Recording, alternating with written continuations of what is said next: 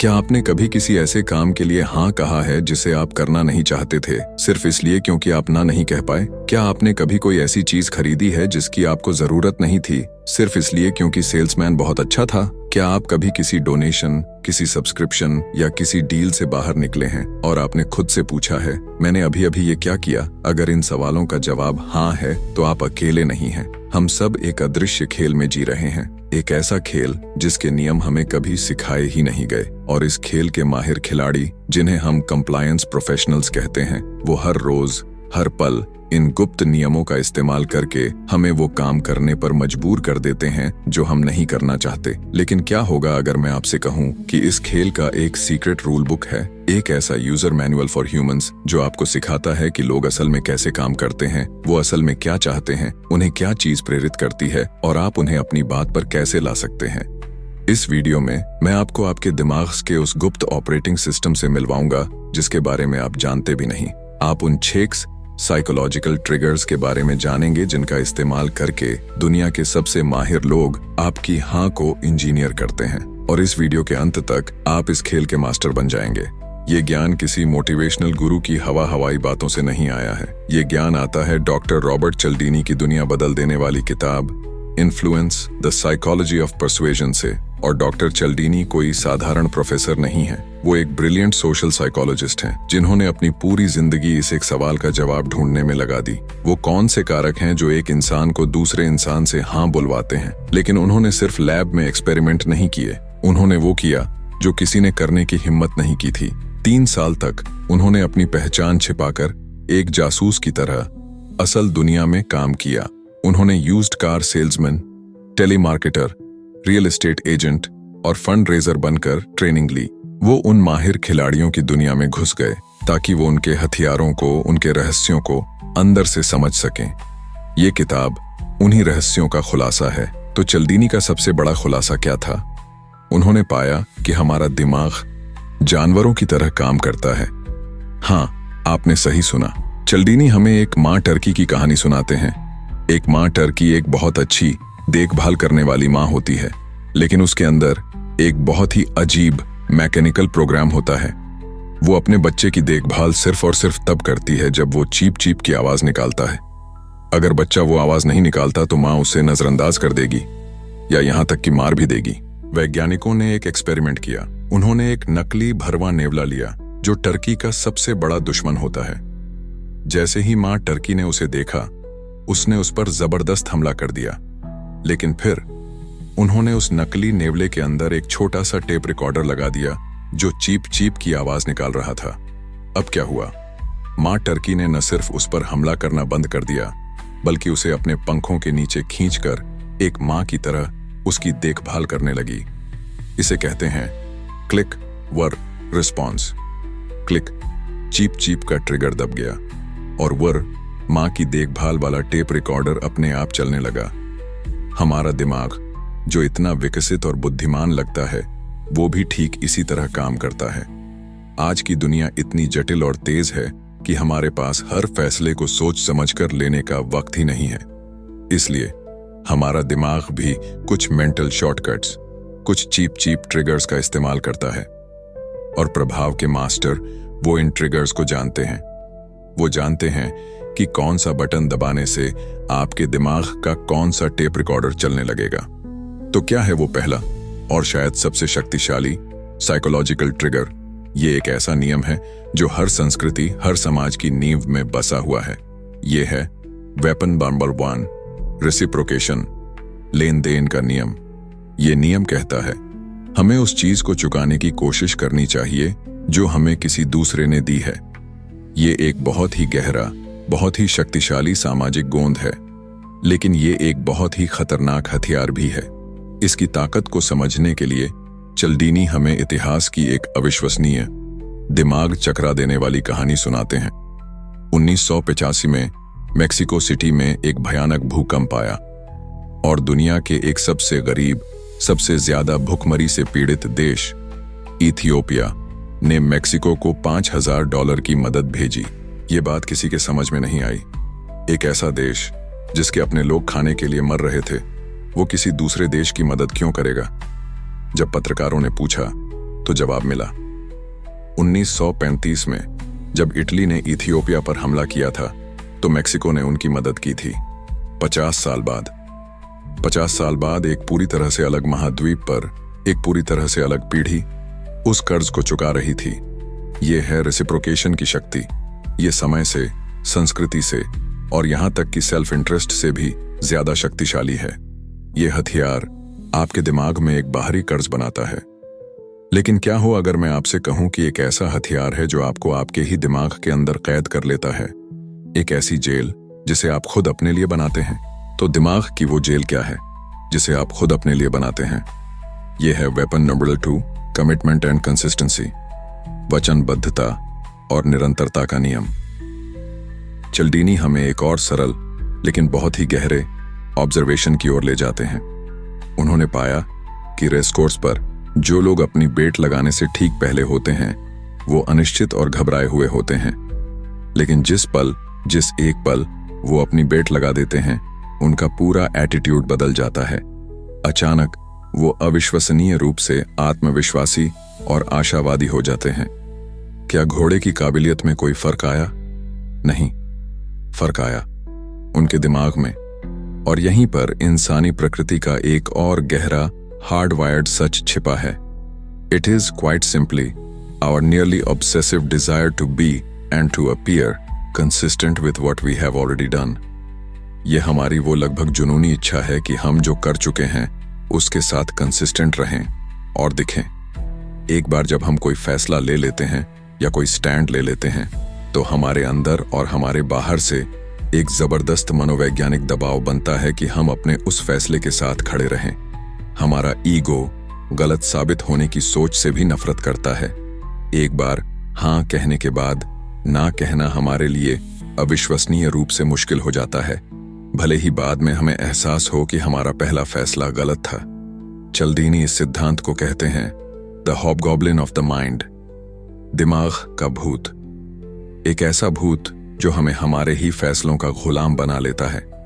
और प्रभाव के मास्टर वो इस भूत को जगाना जानते हैं। वो जानते हैं कि अगर वो आपसे एक छोटा सा मामूली सा कमिटमेंट करवा लें तो वो आपको बाद में एक बहुत बड़े काम के लिए भी राजी कर सकते हैं। इस तकनीक का सबसे भयावह, सबसे चिलिंग उदाहरण हमें मिलता है कोरियाई युद्ध के दौरान चाइनीज POW कैंप्स से।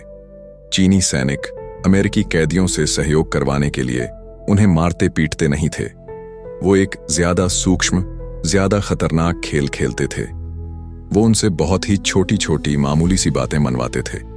वो एक कैदी से कहते, क्या तुम बस इतना मान सकते हो कि अमेरिका परफेक्ट नहीं है? ज्यादातर कैदी सोचता, हाँ, इसमें क्या बड़ी बात है, कोई भी देश परफेक्ट नहीं होता, और वो मान लेता। फिर कुछ दिनों बाद वो कहते, अच्छा, तो तुम लिख सकते हो कि अमेरिका किन तरीकों से परफेक्ट नहीं है। कैदी लिख देता। फिर वो कहते, अब इस लिस्ट को अपने साथी कैदियों के ग्रुप में पढ़कर सुनाओ। अब वो कैदी सबके सामने पब्लिक में अपने देश की कमियों को गिना रहा है और धीरे धीरे कदम दर कदम बिना किसी जबरदस्ती के उस कैदी का सेल्फ इमेज बदलने लगता है। वो सोचने लगता है, मैं ये सब कर रहा हूं, कोई मुझ पर दबाव भी नहीं डाल रहा, शायद मैं सच में ऐसा ही मानता हूं। और वो एक मामूली सैनिक से एक कोलैबोरेटर बन जाता है। ये है the foot in the door technique. एक छोटा कदम अंदर और फिर पूरा दरवाजा खुला। क्या आपको लगता है कि ये सिर्फ युद्ध के मैदान में होता है? चिल्डिनी हमें खिलौना कंपनियों की जीनियस और थोड़ी शैतानी रणनीति के बारे में बताते हैं। क्रिसमस से पहले वो टीवी पर एक खास, बहुत ही आकर्षक खिलौने के जबरदस्त विज्ञापन चलाते हैं। बच्चे पागल हो जाते हैं। वो अपने माँ बाप से उस खिलौने के लिए वादा ले लेते हैं। लेकिन यहां है असली खेल। कंपनियां जानबूझकर दुकानों में उस खिलौने की कम सप्लाई भेजती हैं। जब माँ बाप उसे खरीदने जाते हैं तो वो सोल्ड आउट हो चुका होता है। निराश होकर उन्हें अपने बच्चे को शांत करने के लिए कोई दूसरा उतना ही महंगा खिलौना खरीदना पड़ता है। लेकिन फिर जनवरी में क्या होता है? जैसे ही क्रिसमस खत्म होता है, वो कंपनियां उसी खास खिलौने के विज्ञापन फिर से चलाना शुरू कर देती हैं। बच्चा फिर से वही खिलौना देखता है और वो अपने माँ बाप के पास भागता है। चिल्लाते हुए, यू प्रॉमिस्ड, आपने वादा किया था। और अब अपने ही कमिटमेंट और कंसिस्टेंसी के भूत से जकड़े हुए उन माँ बाप को वापस उस खिलौने की दुकान पर जाना पड़ता है और वो दूसरा महंगा खिलौना भी खरीदना पड़ता है। एक ही बच्चे के लिए डबल मुनाफा। अब आप जानते हैं कि आपका दिमाग आपको कैसे कैद करता है, लेकिन उस सबसे बड़ी ताकत का क्या जो हमारे बाहर मौजूद है, वो अदृश्य शक्ति जो हमें तब भी खींचती है जब हम पूरी तरह से अनिश्चित होते हैं, भीड़ की शक्ति।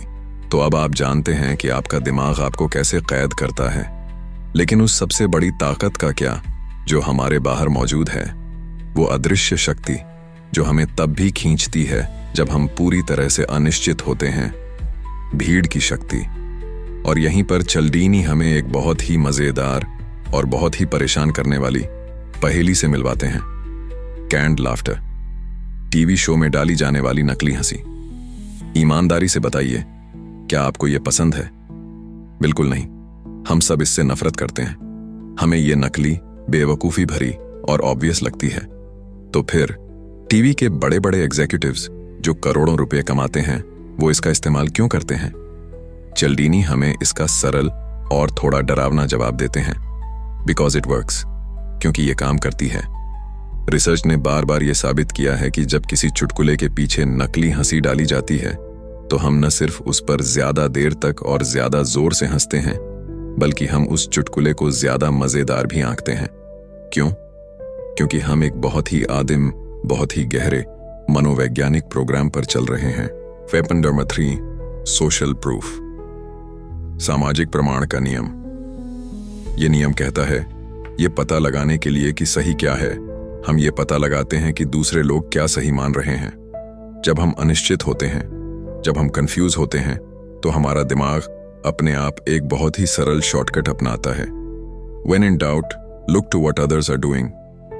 जब शक हो तो देखो कि बाकी लोग क्या कर रहे हैं। अगर मूवी थिएटर में सब लोग एक तरफ भाग रहे हैं, तो आप भी उसी तरफ भागेंगे। अगर रेस्टोरेंट के बाहर लंबी लाइन लगी है, तो आपको लगता है कि खाना जरूर अच्छा होगा। अगर कोई किताब बेस्ट सेलर है, तो हमें लगता है कि वो जरूर पढ़ने लायक होगी। हमारा दिमाग ये मान लेता है कि अगर इतने सारे लोग कोई काम कर रहे हैं, तो वो जरूर सही ही होगा। ज्यादातर समय ये शॉर्टकट हमारा वक्त और एनर्जी बचाता है, लेकिन कभी कभी ये शॉर्टकट हमें सीधे तबाही की ओर ले जाता है। और चल्डीनी हमें इसका सबसे दुखद, सबसे अविस्मरणीय और सबसे डरावना उदाहरण देते हैं। ये कहानी है कैथरीन जेनोवीज की। 1964 में न्यूयॉर्क में कैथरीन अपने घर लौट रही थी जब उस पर एक हमलावर ने चाकुओं से हमला कर दिया। ये हमला चुपचाप अंधेरे में नहीं हुआ, ये 35 मिनट तक चला। कैथरीन चीखती रही, मदद के लिए चिल्लाती रही, और सबसे भयानक बात, कम से कम 28 लोग, उसके अपने पड़ोसी, अपने अपने अपार्टमेंट की सुरक्षित खिड़कियों से इस पूरे हमले को देखते रहे। और किसी ने, एक भी इंसान ने पुलिस को फोन तक नहीं किया। जब ये खबर बाहर आई तो पूरी दुनिया सदमे में थी। ये कैसे हो सकता है? इंसानियत मर गई है। लोग इतने पत्थर दिल कैसे हो सकते हैं? लेकिन चल्डीनी हमें बताते हैं कि समस्या पत्थर दिल होना नहीं थी, समस्या सोशल प्रूफ थी। उस रात उन 28 लोगों में से हर एक ने जब खिड़की से बाहर झांका तो क्या देखा? उन्होंने देखा कि 37 दूसरे लोग भी देख रहे हैं और कुछ नहीं कर रहे। और हर एक के दिमाग ने वही शॉर्टकट अपनाया। अगर कोई और कुछ नहीं कर रहा, अगर कोई और परेशान नहीं दिख रहा, तो शायद ये कोई इमरजेंसी है ही नहीं। शायद ये बस एक पति पत्नी का झगड़ा है। शायद किसी और ने पहले ही पुलिस को फोन कर दिया होगा। इसे कहते हैं प्लूरलिस्टिक इग्नोरेंस, एक ऐसी सामूहिक अज्ञानता जहां हर कोई ये सोचकर शांत रहता है कि अगर सच में कोई गड़बड़ होती तो कोई ना कोई तो कुछ करता। Everyone thinks that someone else will help, so no one helps। हर कोई सोचता है कि कोई और मदद करेगा, इसलिए कोई भी मदद नहीं करता।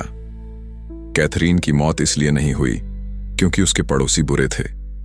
उसकी मौत इसलिए हुई क्योंकि उसके पड़ोसी बहुत ज्यादा थे।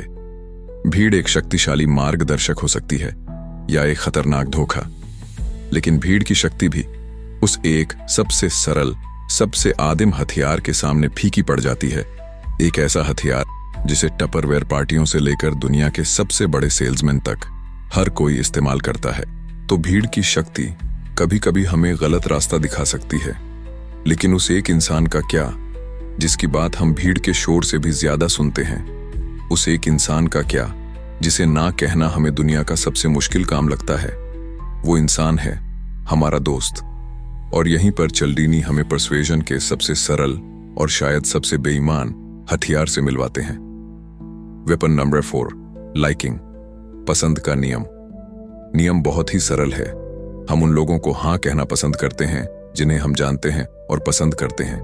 ये कोई रॉकेट साइंस नहीं है, लेकिन असली खेल, असली जादू तब शुरू होता है जब पूरी तरह से अजनबी लोग, जिन्हें हम जानते तक नहीं, इस नियम का इस्तेमाल हमारे खिलाफ करते हैं। चिल्डीनी हमें टपरवेयर पार्टी के शानदार उदाहरण में ले जाते हैं।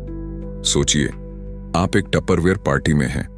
वहां एक सेल्स वुमन है जो आपको डब्बों के फायदे बता रही है, लेकिन क्या आप उससे खरीद रहे हैं? नहीं। आपकी दोस्त जो उस पार्टी की होस्ट है, वो मुस्कुरा रही है, वो बातें कर रही है, वो आपको ड्रिंक्स दे रही है, और आप जानते हैं कि हर एक डब्बे की बिक्री पर उसे एक कमीशन मिलेगा। अब जब खरीदने का वक्त आता है तो आप उस अजनबी सेल्स वुमन को ना नहीं कह रहे होते, आप अपनी दोस्त को ना कह रहे होते हैं। और ये बहुत मुश्किल है। रिसर्च ने दिखाया है कि टपरवेयर पार्टी में खरीदने का फैसला प्रोडक्ट की क्वालिटी से ज्यादा होस्ट के लिए आपकी पसंद पर निर्भर करता है। आप उस प्लास्टिक के डब्बे के लिए पैसे नहीं दे रहे, आप अपनी दोस्ती के लिए पैसे दे रहे हैं। ये है वो फ्रेंडली थीफ, वो दोस्ताना चोर जो आपके पर्स में नहीं बल्कि आपके दिल में हाथ डालता है। तो कंप्लायंस प्रोफेशनल्स यानी प्रभाव के मास्टर क्या करते हैं? उनकी रणनीति बहुत साफ है। They first get us to like them. वो पहले हमें उन्हें पसंद करने पर मजबूर करते हैं। तो वो ऐसा करते कैसे हैं? वो कौन से दिमागी ट्रिगर हैं जो किसी अजनबी के लिए भी तुरंत पसंद पैदा कर सकते हैं? चिल्डीनी हमें 3 मुख्य ट्रिगर बताते हैं। पहला ट्रिगर, फिजिकल अट्रैक्टिवनेस, शारीरिक आकर्षण। हम सब दिखावा करते हैं कि हम किसी को उसके बाहरी रूप से जज नहीं करते। ये एक झूठ है। मनोविज्ञान में एक चीज होती है जिसे कहते हैं द हेलो इफेक्ट। जब कोई इंसान आकर्षक होता है तो हमारा दिमाग अपने आप बिना सोचे समझे ये मान लेता है कि वो ज्यादा टैलेंटेड, ज्यादा ईमानदार और ज्यादा बुद्धिमान भी होगा। ये एक अनकॉन्शियस ऑटोमेटिक रिएक्शन है और सेल्स से लेकर राजनीति तक हर जगह इसका फायदा उठाया जाता है। दूसरा ट्रिगर, सिमिलैरिटी, समानता। हम उन लोगों को पसंद करते हैं जो हमारे जैसे होते हैं।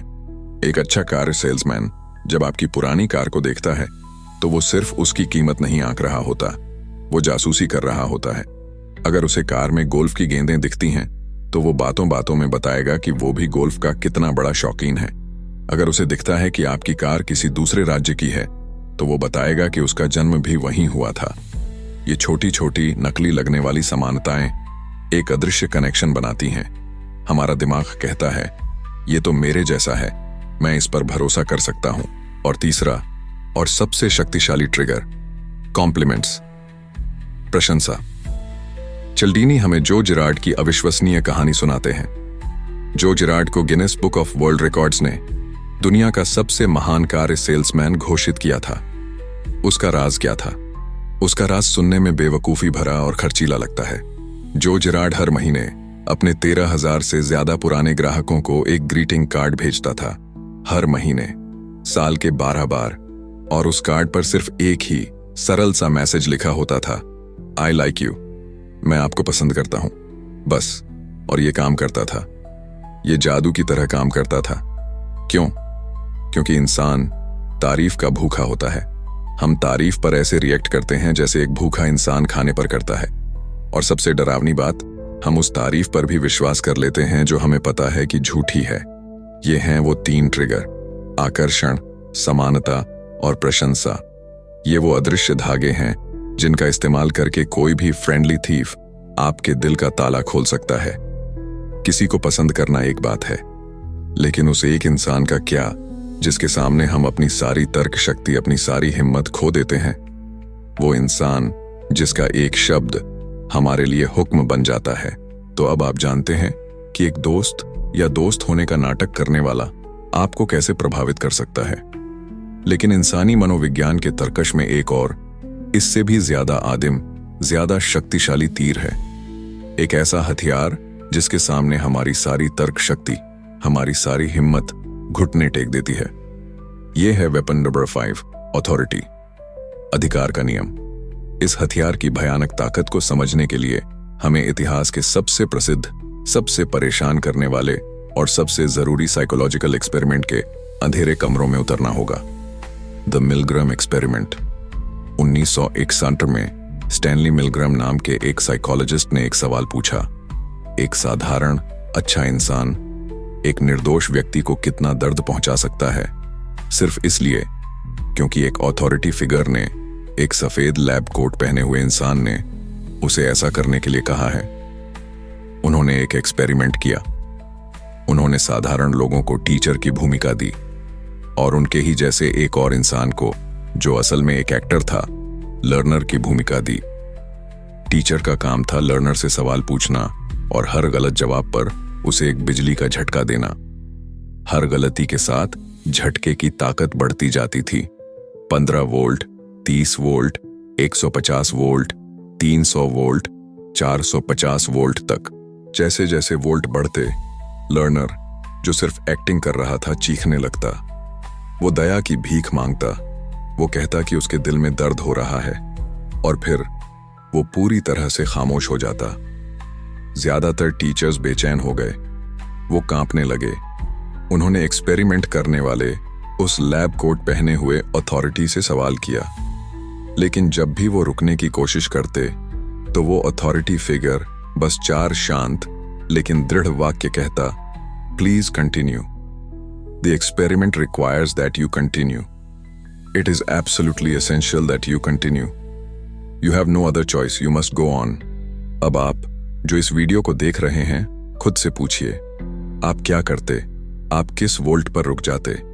जब मिलग्राम ने मनोचिकित्सकों के एक ग्रुप से यही सवाल पूछा तो उन्होंने कहा कि 1% से भी कम लोग, सिर्फ मनोरोगी ही, 450 वोल्ट के आखिरी स्विच तक जाएंगे। वो गलत थे, बुरी तरह से गलत। मिलग्राम के एक्सपेरिमेंट में 55% लोग, 2/3 साधारण अच्छे लोग, 450 वोल्ट के आखिरी सबसे खतरनाक स्विच तक गए। वो उस खामोश हो चुके इंसान को तब तक झटके देते रहे जब तक कि एक्सपेरिमेंट करने वाले ने खुद उन्हें रोका नहीं। ये नतीजा इतना चौंकाने वाला, इतना डरावना था कि इसने इंसानियत के बारे में हमारी समझ को ही बदल दिया। इसने साबित किया कि एक बार जब एक लेजिटिमेट अथॉरिटी हुक्म दे देता है तो हम अपनी सोच, अपनी नैतिकता और अपनी जिम्मेदारी को ताक पर रख देते हैं। हम एक क्लिक वर मोड में चले जाते हैं, जहां हमारा काम सोचना नहीं, सिर्फ हुक्म मानना रह जाता है। हम सब ये सोचना पसंद करते हैं कि मैं ऐसा कभी नहीं करता। मिलग्राम की रिसर्च कहती है, शायद आप करते, और प्रभाव के मास्टर इस गहरे परेशान करने वाले सच को जानते हैं, लेकिन वो ये भी जानते हैं कि उन्हें आपको कंट्रोल करने के लिए असली अथॉरिटी की जरूरत नहीं है। उन्हें जरूरत है सिर्फ अथॉरिटी के प्रतीकों की। चल्डीनी हमें 3 ऐसे शक्तिशाली प्रतीकों के बारे में बताते हैं जो हमारे दिमाग में अथॉरिटी का क्लिक वर रिएक्शन चालू कर देते हैं, भले ही उनके पीछे कोई सब्सटेंस ना हो। पहला प्रतीक, टाइटल्स।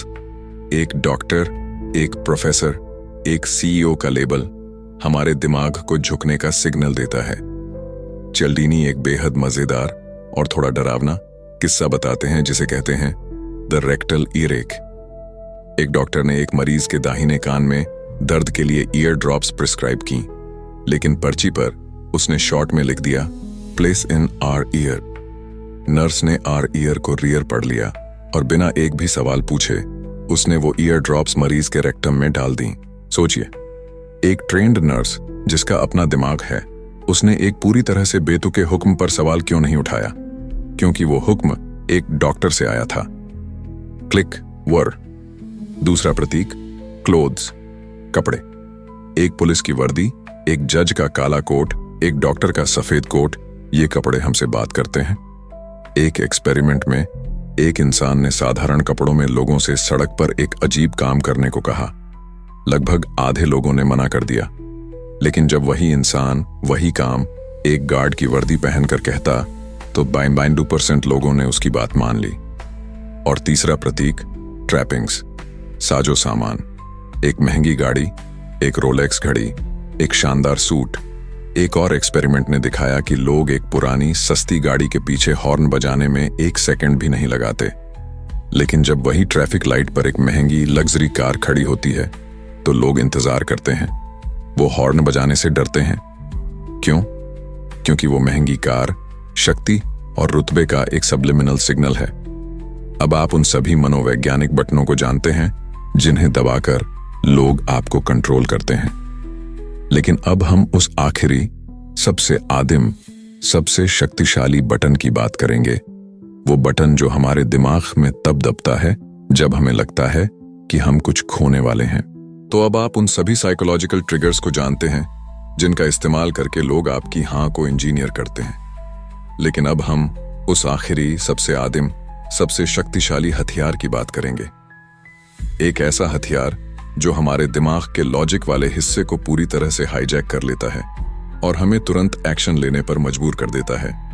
ये है वेपन नंबर 6, स्कैरसिटी, कमी का नियम। इस नियम की ताकत को समझने के लिए चिल्डिनी हमें अपनी ही एक कहानी सुनाते हैं।